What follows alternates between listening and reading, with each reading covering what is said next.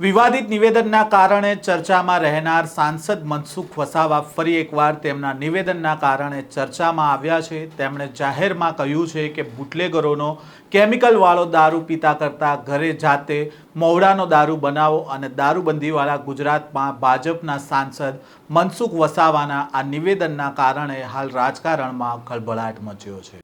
વૈષ્ણવજન તો તેને કહીએ જે પીડ પરાઈ જાનાને રે।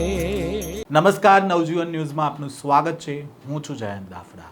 નર્મદામાં ભાજપના સાંસદ મનસુખ વસાવા વિવાદિત નિવેદનો માટે સતત ચર્ચામાં રહેતા હોય છે, ત્યારે દારૂબંધીવાળા ગુજરાતમાં તેમણે આદિવાસીઓને ઘરે મવડાનો દારૂ બનાવીને પીવાની સલાહ આપી છે। સાંસદના આ નિવેદન બાદ સમગ્ર જિલ્લામાં રાજકીય ચર્ચાઓ તેજ બની છે। નર્મદા જિલ્લાના નાંદોદ તાલુકાના ઢોલાર ગામે આદર્શ ગ્રામ વિકાસ સમિતિની પ્રથમ બેઠક દરમિયાન ભરૂચના સાંસદ મનસુખ વસાવા દ્વારા કરવામાં આવેલા નિવેદન હાલ ચર્ચાનો વિષય બન્યો છે। કાર્યક્રમ દરમિયાન તેમણે ગામના વિકાસ, શિક્ષણ, દારૂની સમસ્યા અને ગ્રામ પંચાયતના નવા મકાનના બાંધકામ સહિતના મુદ્દાઓ ઉપર તેમણે પોતાનો વિચાર છે તે વ્યક્ત કર્યો હતો, જેમાં તેમણે મવડાના દારૂ અંગે પણ નિવેદન આપ્યું હતું। પહેલા તો જાહેર મંચ પરથી શું કહ્યું હતું સાંસદ મનસુખ વસાવાએ, તેમને સાંભળીએ। આદિવાસી સમાજે વ્યસન મુક્ત થવું છે। કમલેશભાઈ બરોબર છે ને?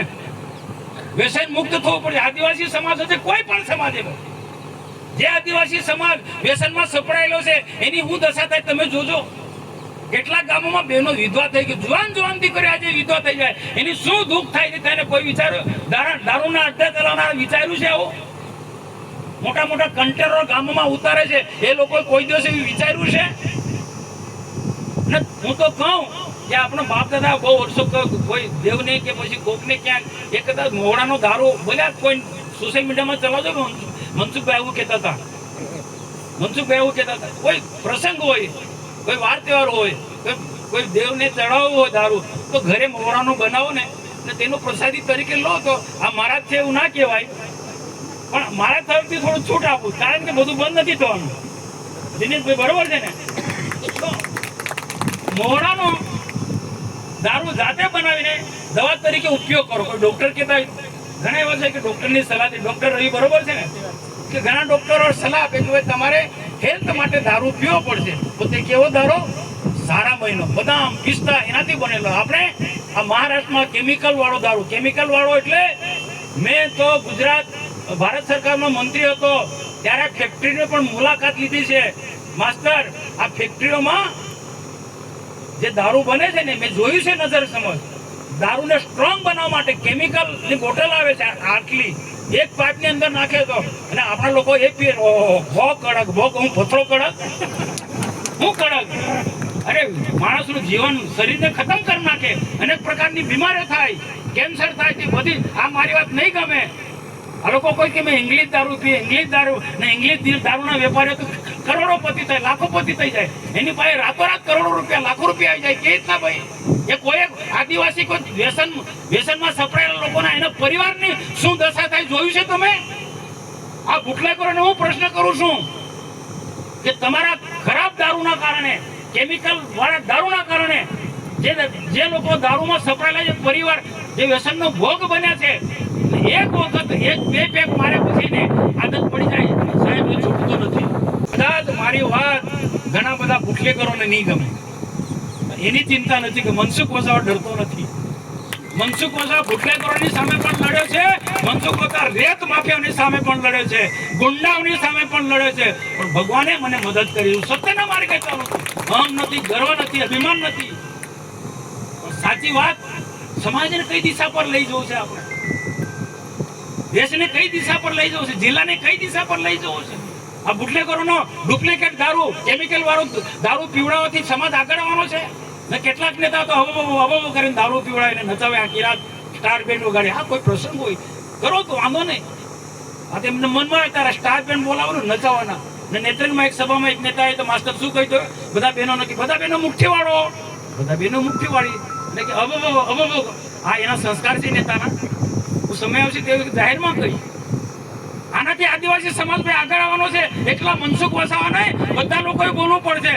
અભાવો કરવાથી આદિવાસી સમાજનો વિકાસ થવાનો છે. યુવાનોને યોગ્ય દિશા આપવી પડશે, બહેનોને યોગ્ય વાત કહેવી પડશે. વર્તમાનમાં શું સમય છે, જે પ્રકારે વસ્તી વધે છે ને બે પ્રકારની રોજગારી બેફામ માજા મારી રહી છે, એવા સમયે બહેનોને યોગ્ય દિશા આપવી પડશે, યુવાનોને યોગ્ય દિશા આપવી પડશે, શિક્ષણ પર ભાર મૂકવો પડશે, સારી ખેતી કરવી પડશે, પશુપાલનના ધંધામાં ધ્યાન આપવું પડશે.